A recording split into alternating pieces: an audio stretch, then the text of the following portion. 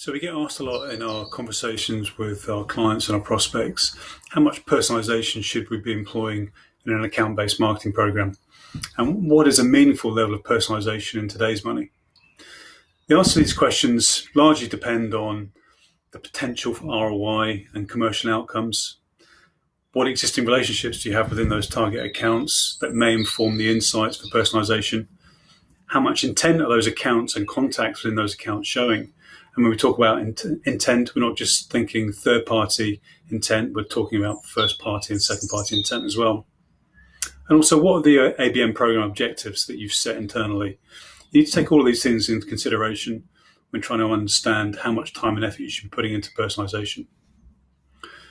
The types of personalization that you can consider are the at-scale, sort of industry-level personalization, typically used at the one-to-many level. How you're relevant to a market or a vertical.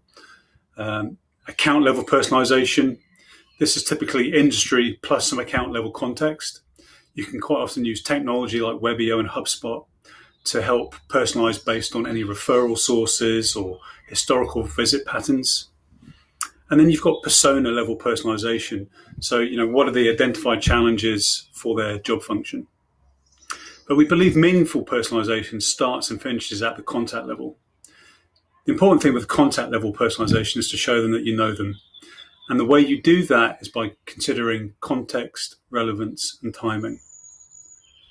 Just to give you a bit of an example of what context and relevance means, it's what does your product or service solve for them personally and their job role and any identified challenges that that person has within the context of their industry. So what does Pauline, the CMO of an ed tech business, have as challenges, and how does your product or service help solve for those?